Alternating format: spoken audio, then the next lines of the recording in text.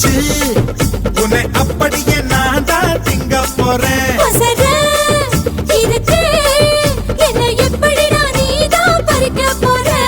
அணிலாக மாறினான், அழகாக தாவினான், அங்கங்க